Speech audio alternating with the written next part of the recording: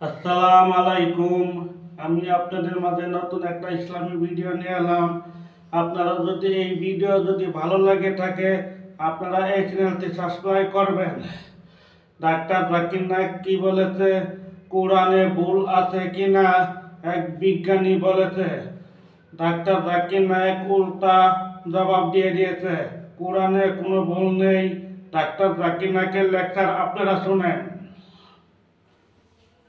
আলাদা দৃষ্টিভঙ্গি আছে। এই দৃষ্টিভঙ্গিটা ফলসিফিকেশন টেস্ট নামে পরিচিত। বিজ্ঞানীরা অনেক সময় সচেতন, অনেক নতুন তত্ত্ব আসে প্রতিনিয়ত, এগুলো বিশ্লেষণের সময় নেই। তারা বলে যদি তোমার কোনো তত্ত্ব থাকে, প্রথমে তোমার তত্ত্বকে ভুল প্রমাণের পথটা দেখিয়ে দাও। যদি কোনো নতুন তত্ত্ব পাও, তাহলে দেখিয়ে দাও কিভাবে সেই তত্ত্বটাকে সকলের সামনে ভুল প্রমাণ করা যাবে। অ্যালবার্ট আইনস্টাইন 20 শতকের শুরুর দিকে কিছু বিষয় প্রস্তাব করলেন, কিভাবে মহাবিশ্ব কাজ করে। এর সাথে সাথে তিনি 3টা পথও বলেছিলেন তার তত্ত্বকে যাচাইয়ের। বিজ্ঞানীরা 6 বছর ধরে পরীক্ষা করে স্বীকার করলে এটা সঠিক। এখন যদি কেউ দেয় ফলসিফিকেশন টেস্ট, এটা বিবেচনাযোগ্য।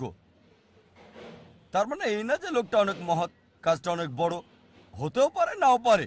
তবে যদি কেউ ফলসিফিকেশন টেস্ট দেয়, সেটা বিবেচনাযোগ্য।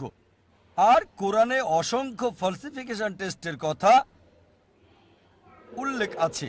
আপনি কোরআন ভুল প্রমাণ করতে চান, এটা খুবই সহজ, চেষ্টা করে দেখেন, খুবই সহজ। কিছু ফলসিফিকেশন টেস্ট আছে যেগুলো সেই সময়ের জন্য যখন কোরআন নাজিল হয়েছিল, আর কিছু এই সময়ের জন্য, এবং কিছু থাকবে শেষ দিন পর্যন্ত।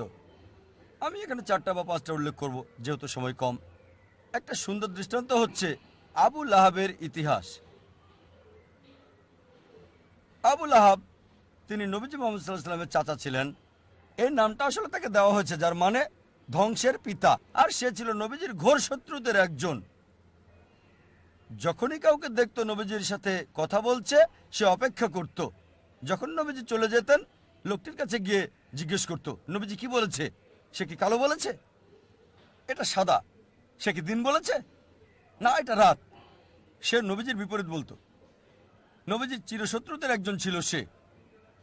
সে রাস্তায় চলতে চলতে অনেক সময় মিথ্যে কথা বলতো নবীজিকে ভুল প্রমাণ করার জন্য।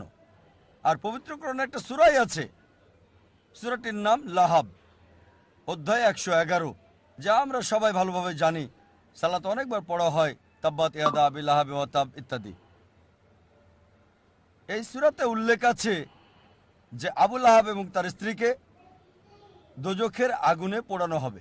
তার মানে কখনোই মুসলিম হবে না, তারা কখনোই ইসলাম গ্রহণ করবে না। এই সূরা নাজিল হয়েছিল আবু লাহাবের মৃত্যুর 10 বছর আগে। যখন এই সূরা নাজিল হলো, একটা কাজ আবু লাহাব করলে, ইসলাম গ্রহণ করলে